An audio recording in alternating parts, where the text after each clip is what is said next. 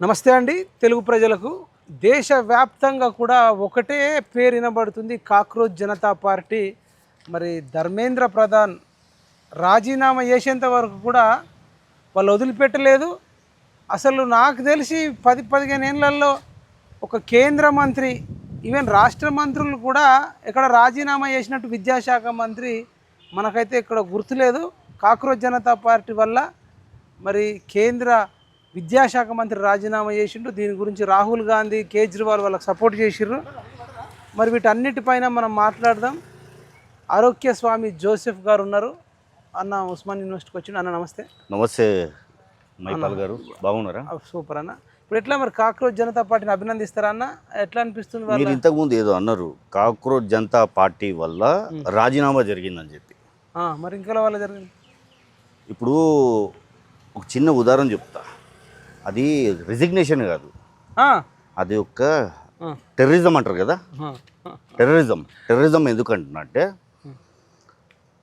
ఇప్పుడు ఒక విద్యార్థులు చదువుకున్న ఒక స్కూల్కి పోయి, చిన్నపిల్లల స్కూల్కి పోయి, క్లాస్ రూమ్లో పోయి నువ్వు బెల్ట్ బాంబ్ పెట్టుకొని నువ్వు రాజీనామా చేస్తావా లేదా? రాజీనామా సార్, ఒక చాలా సీరియస్ ఇష్యూ. ఏందన్నది బెల్ట్ బాంబు, టెర్రరిజం అని వాడు చేసింది అదే. ఇప్పుడు చిన్న అభిజిత్ అనే వ్యక్తి, ఒక 30 ఏళ్ళ వ్యక్తి గిన్నగానం చేస్తారంటే ఎవరు నమ్ముతాడు? ఇప్పుడు జంతర్ మంతర్లో ముట్టడించినాడు. అవును, అది ఇందిరా పార్క్ లెక్క ధర్నా చేసుకునే స్థలం. ఒక్క నిమిషం. రాజ్యాంగం హక్కిచ్చింది దేని గురించి? నువ్వు స్వచ్ఛందంగా నువ్వు పార్టిసిపేట్ చేసుకోవచ్చు, నువ్వు ప్రొటెస్ట్ చేసుకోవచ్చు అని చెప్పి. వాడు ఏం చేసాడు పాపము, దరఖాస్తు పెట్టిండు, పోలీసు అప్లికేషన్ ఇచ్చిండు, ఇది ఓకే చేసిండు. ఏమని చెప్పి, నువ్వు ప్రొటెస్ట్ చేసుకోవచ్చు పొద్దుగాల 9 గంటల నుంచి 5 గంటల వరకు. పొద్దుగాల 9 గంటల నుంచి 5 గంటల వరకు. అయితే ఇప్పుడు నేను క్లాస్ రూమ్ ఎందుకన్నా, ఇప్పుడు క్లాస్ రూమ్లో నువ్వు పోయినావు, ప్రిన్సిపల్ పర్మిషన్ అడుక్కొని అక్కడ పిల్లల్ని కలవనికి పోతా అంటే ప్రిన్సిపల్ ఓకే అన్నాడు. నువ్వు లోపల పోయి కూర్చొని ఏం చేసినావు, డోర్ వేసి క్లాస్ రూమ్ బంద్ చేసి నేను ఇక్కడనే కూర్చుంటా, నాకు న్యాయం జరగాలి, ఆ ప్రిన్సిపల్ రాజీనామా చేయాలని చెప్పి నువ్వు మొరబెట్టుకున్నావు. బెల్ట్ బాంబు పెట్టుకుని వాడు చేసింది అదే. వాడు చేసింది బెల్ట్ బాంబు పెట్టుకోలేగా సార్. ఇప్పుడు ఇండైరెక్ట్గా వాడు చేసింది అదే. ఇప్పుడు పిల్లలందరూ కూర్చోబెట్టి, ఇప్పుడు పోలీసు ఒక దెబ్బ కొడితే చాలు, ఇక పోలీసులు మా మీద దాడి చేసిండ్రు అని చెప్పి దాన్ని పెద్దగా చేయడానికి వాడు ఆ పిల్లల్ని వాడుకుండు. నా పిల్లల్ని వాడుకుండు సార్. వాడు జెన్జీ అనేటోళ్ళు, ఆ చిన్న పిల్లలు, వాళ్ళ అమాయక పిల్లలు, వాళ్ళని ఏం చేసిండు, దేశానికి వ్యతిరేకంగా ఎట్లా వాడుకోవాలని చెప్పి వాడు ఆ పిల్లల్ని రెచ్చగొట్టి, ఆ పిల్లల్ని 30 ఏళ్ళ పిల్లవాడికి గంత కుట్రలు కుతంత్రాలు ఉన్నాయంటారా? మళ్ళీ వాడు ఇప్పుడు మీరు అన్నారు కాక్రోచ్ అంటే ఏంది, ఎక్కడ పుడుతుంది? గందీ నాలీమే పైదా హువా. సో కాక్రోచ్ ఎక్కడ పుడుతుంది? మంచి బ్రెడ్లో పుట్టదు. ఇవాళ మనం ఆమ్లెట్ వేసుకుంటే దాంట్లో పుట్టదు. అది చెడిపోయిన తర్వాత పుట్టేది కాక్రోచ్. అవునా? మనం ఎరిగిన తర్వాత పుట్టేది కాక్రోచ్. మనుషులు ఎరిగిన తర్వాత పుట్టేదే కాక్రోచ్. ఆ గందీనాలి, ఇప్పుడు హిందీలో అంటారు గందీనాలి అంటే గటర్ అంటే ఆమ్ ఆద్మీ పార్టీ గాడు ఎవడైతే ఉన్నాడో అరవింద్ భాయ్, వాడు ఒక గటర్. అందులో ఉట్టుకొచ్చింది వీడు. అరవింద్ కేజ్రీవాల్ మద్దతు ఉంది అనుకుంటారు. అంతే. ఇప్పుడు అందుకెళ్ళి పుట్టొచ్చిన్నాడు. ఇప్పుడు మా మమతా దీది ఉంది, దీది అంటారు, అందుకెళ్ళి కూడా పుట్టొచ్చింది. ఇప్పుడు ఏందన్నా భారీ స్టేట్మెంట్లు ఇస్తున్నారు. అది ఇప్పుడు ఆల్రెడీ 15-20 ఏళ్ళు ముఖ్యమంత్రి చేసింది కదా. అక్కడ అమాయక ఆడపిల్లల్ని లేపుకోపోయి దారుణంగా మానభంగాలు చేస్తుంటే ఎప్పుడన్నా నోరెత్తిందా? ఒక్కసారి మాట్లాడలేదా ఆమె? అనేకసారి రోడ్ల మీదకి వచ్చింది కదా. ఏమి, దేని గురించి వచ్చింది?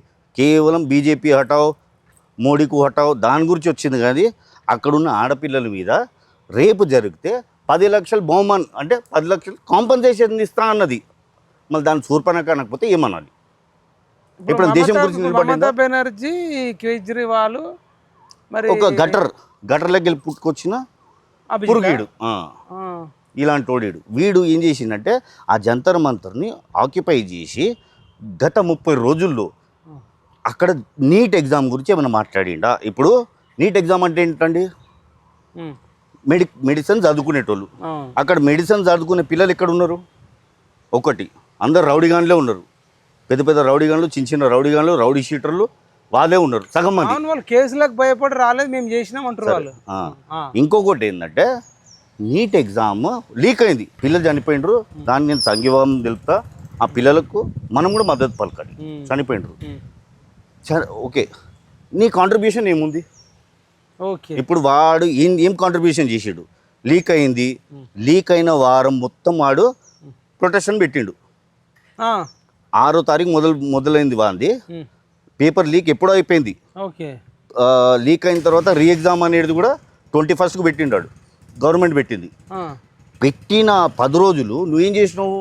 కేవలం నిరసనలు, హైదరాబాద్, ఔరంగాబాద్, మళ్ళీ పూనా అని చెప్పి అన్ని చోట్ల నువ్వు కేవలం ప్రదర్శనలు చేసినావు. ఏదైనా విద్యార్థులకు ట్యూషన్ పెట్టినావా? ఆన్లైన్ క్లాసులు పెట్టినావు రాను? వాళ్ళ కాంట్రిబ్యూషన్ ఏముంది? ఇప్పుడు మన హైదరాబాద్లో నాగేశ్వరరావు ప్రొఫెసర్ ఆన్లైన్ క్లాస్ పెట్టచ్చు కదా మన పిల్లల గురించి. ఏమని ఆన్లైన్ క్లాసులు పెట్టచ్చు సార్. బాగా పేపర్ లీక్ ఎందుకు కదా, ఆన్లైన్ క్లాస్ వాళ్ళు కోచింగ్ పెట్టాలి, కోచింగ్ తీసుకున్నారు. మీరేం చేస్తుండ్రు? ఇప్పుడు పెద్ద మనుషులై ఏం చేయాలి మీరు? మన పిల్లలకు క్లాసులు పెట్టాలి, అది చేయాలి. మీరు ఏం చెప్తున్నావు నువ్వు? అక్కడ వచ్చి జీనా హైతో మర్నా సీకో అంటే ఎవరన్నారా మాట? నాగేశ్వరరావు బై ఉందా మీ దగ్గర ఎవిడెన్స్? అరే మొత్తం అవే ఉందా అక్కడ అదే జరిగింది. జీనా హైతో మర్నా సీకో, కదం కదంపై లడ్నా సీకో. అరే నువ్వు పిల్లలకి ఏం నేర్పిస్తారా? కొట్లాడాలి మనము, పిల్లలు కాదు. పిల్లలకు కేవలం పెన్నియాలి, గన్ను కాదు, రాళ్ళు కాదు. ఈ అడ్డమైన వాళ్ళందరూ పిల్లలకు రాళ్ళు ఇచ్చిండ్రు, చదువుకోలేదు. చదువు ఇచ్చిండు ఎవడన్నా క్లాసులు పెట్టిండా? ఎవడన్నా ఆన్లైన్ క్లాసులు పెట్టిండా? ఒక్కడు పెట్టలే. ఫ్రీ క్లాసెస్ ఏం పెట్టలేదా? ఫ్రీ కాదన్నా, నువ్వు రూపాయి పెట్టు, ఎవడన్నా పెట్టిండా? ఇంకొకటి, ధర్నా 20వ తారీఖు జంతర్ మంతర్లో పెట్టిండు. మరుసటి రోజు ఏముంది? ఎగ్జామ్ ఉంది. ఎగ్జామ్ ఒక్కరోజు ముందు పెట్టినాడు. పిల్లలు మళ్ళీ టెర్రరిస్ట్ కాకపోతే ఎవడాడు అన్న? టెర్రరిస్ట్ మీరు కట్ చేయొద్దు ప్లీజ్. నాకేమైనా పర్లేదు, నా పిల్లలు భవిష్యత్తు ఖరాబ్ చేసినాడు, నా పిల్లల భవిష్యత్తు ఖరాబ్ చేసినాడు. వాళ్ళేమో పిల్లల కోసమే కొట్లాడినామని వాళ్ళు అంటారు. నువ్వు క్లాసులు పెట్టినావా చెప్పు, నువ్వు ట్యూషన్లు పెట్టినావా, నువ్వు ఆన్లైన్ క్లాస్ పెట్టినావా చెప్పు. నువ్వు ఏం చేసినావు? జెన్జీని బయట రమ్మన్నావు, జెన్జీలు అందరూ బయటికి వచ్చిండ్రు. వాళ్ళతో ఏం చెప్పినావు నువ్వు? పార్లమెంట్ ముట్టడా? చలో పార్లమెంట్ ఎందుకు? పార్లమెంట్ అంటే ఏంది? దేని గురించి? పార్లమెంట్ చల్లో అన్నావు, నువ్వు ఎక్కడ ఉన్నావురా? నువ్వు పోలేదు, ఆ సౌరవ్ దాస్ గాడు పోలేదు, ఆడు ఇంకొకటి రంకుగాడు వాడు పోలేదు. మీరందరూ దాచుకొని పిల్లల్ని పంపిస్తారా మీరు పార్లమెంట్కి? ఇంకా ఇక్కడ ఎవరు రేణుకా చౌదరమ్మ ఏమంటుంది? పిల్లల్ని ఒలిస్తలేరు అని చెప్పి ఆమె చెప్తుంది. అదేమన్నా నా అయ్యే ఇల్లా, మీ అయ్యే ఇల్లా, ఆమె అయ్యే ఇల్లా? పార్లమెంట్ అన్నది వాళ్ళకి అంత చిత్తశుద్ధి ఉంటే గేట్ పాస్ రాసుకొని అందరిని తీసుకోమూడరా లోపల, అప్పుడు తెలుస్తుంది. ఆల్రెడీ ఒక టెర్రరిస్ట్ అటాక్ జరిగింది అందులో. అటాక్ జరిగిందన్న పార్లమెంట్లో, అది హై సెక్యూరిటీ జోన్. అది అందులో నువ్వు ఈ పిల్లల్ని తీసుకుపోతావా? రాహుల్ గాంధీ మద్దతు ఇచ్చిండుగా మరి దేనికి? అదే ఇప్పుడు రాహుల్ గాంధీ పై రాసుకో. ఇవి అక్కడ ఏమన్నా చిన్న పిల్లల్ని తీసుకుపోతున్నావు కదా, ఎక్కడన్నా ఎవడన్నా ఏదన్నా ఆకతాయి పనులు చేస్తే, ఏదైనా ధ్వంసం చేస్తే దానికి జిమ్మేదారు నేనే అని చెప్పి రాసి తీసుకోబో, గేట్ పాస్ తీసుకోబో. చేస్తాడా అది? ప్రియాంక గాంధీ కూడా సపోర్ట్ చేసింది. అదే అన్న, వాళ్ళు ఎవరెవరు సపోర్ట్ చేస్తుండ్రో దళిద్రులు ఒక గేట్ పాస్ రాసుకొని అక్కడ ఏమైనా జరిగితే బాధ్యత నాది అని చెప్పి రాసి తీసుకోమండి. ఈ అమ్మకు కూడా చెప్పింది కదా, అందరు జానే నైదేర్ అని చెప్పి పెద్ద బొట్టు పెట్టుకుని లిప్స్టిక్ పెట్టుకుని మాట్లాడుతుంది ఆమె. చెయ్యి మళ్ళీ గేట్ పాస్ పెట్టుకుని మీ పిల్లలందరినీ లోపల తీసుకోబో. ఏం చేస్తారు చూడు. అట్లనే ఒక్కటి చేసి 1994లోనే ఏదో. ధర్నాలకు వ్యతిరేకమా, నిరసనలకు వ్యతిరేకమా? మరి తెలంగాణ ఉద్యమంలో కూడా అసెంబ్లీ ముట్టడి బాగానే చేసిరు కానీ అన్న, ఇక్కడ నేను మార్చి చేసిర్రు. ఇక్కడ నా పిల్లల భవిష్యత్తు ఖరాబ్ చేస్తున్నాడు అభిజిత్ భాయ్ గారు. వాడు ఏం చేసిండు? నా పిల్లల దిమాగ్ అంతా ఖరాబ్ చేసి యాంటీ నేషనలిస్ట్గా మార్చి చాలామందిని, ఆ గ్యాంగ్ ఉంది. ఏ గ్యాంగ్? అడ్డమైన గ్యాంగ్ అది. కరెక్ట్ మంది సోపతి కరెక్ట్ లేదంటవా? ఆడే కరెక్ట్ కాదు.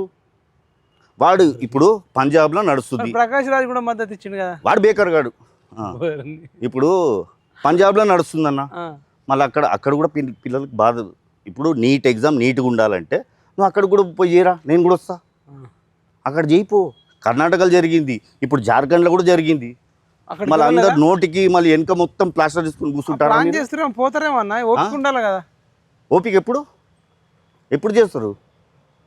ఇప్పుడు నీకు రిజిగ్నేషన్ కావాలని చెప్పి పట్టుబడి గొంతు మీద కత్తి పెట్టి రిజిగ్నేషన్ చేపించుకుంటారు. వాళ్ళ గొంతు మీద కాదు, నా పిల్లల గొంతుల కత్తి పెట్టిండాడు అన్న. అక్కడ ఇవ్వనికన్నా ఒక్కొక్క దెబ్బ తాకిందా?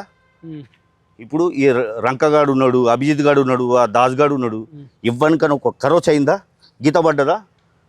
అక్కడ అయింది మన పిల్లలకి అయింది, వాని కాలేదు.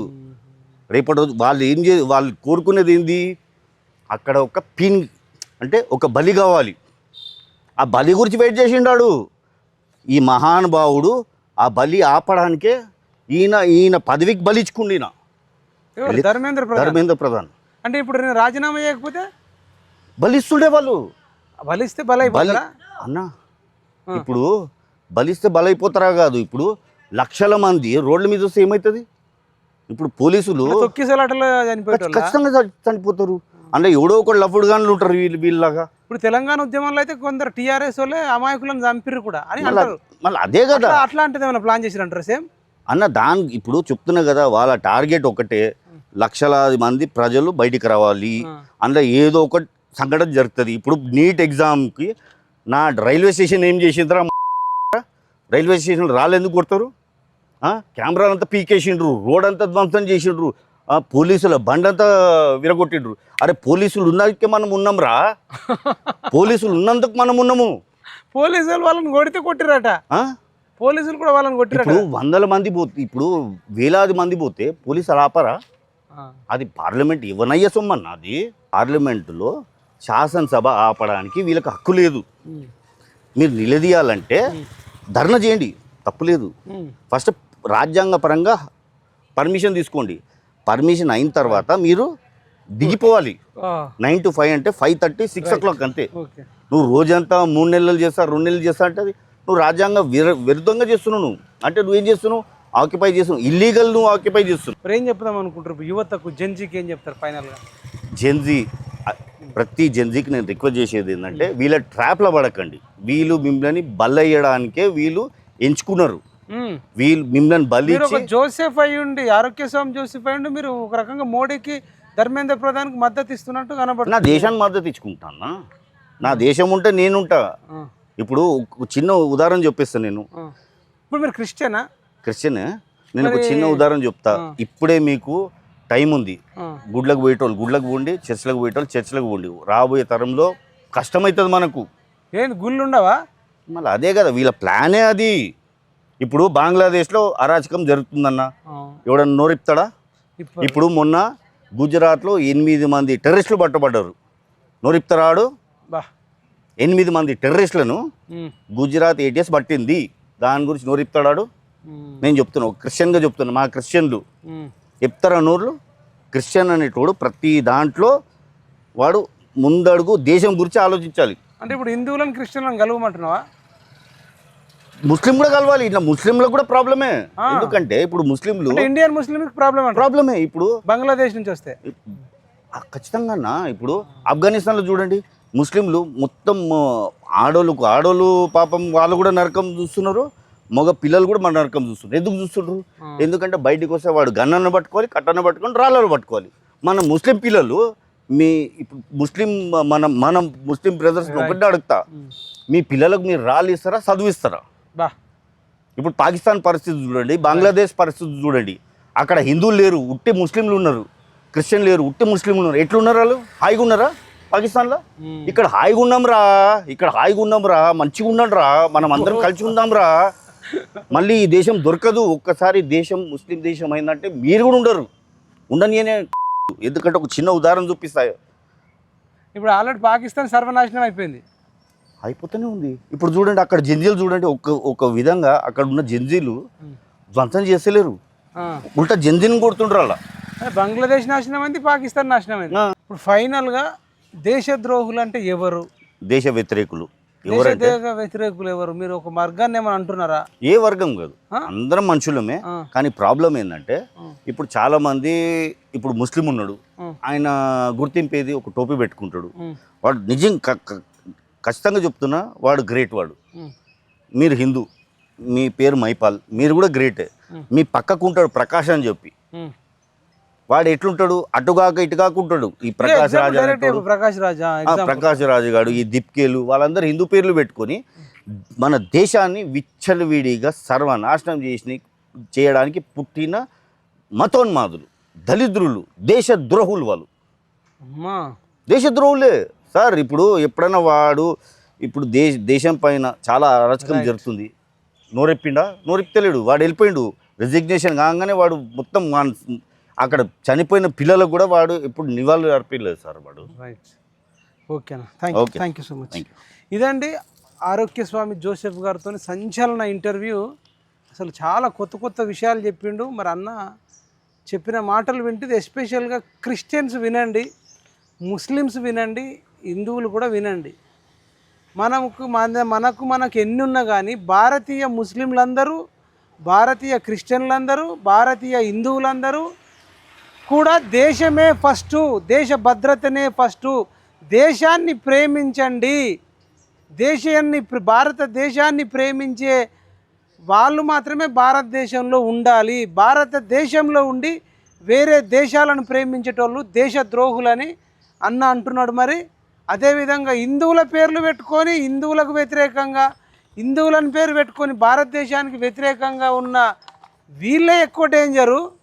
వీళ్ళు కంటికి కనబడకుండా డేంజర్ ఉంటున్నారు, మన పక్కకే ఉంటారు అంటున్నాడు. మరి ఇట్లాంటి వాళ్ళ పట్ల అప్రమత్తంగా ఉండాలి.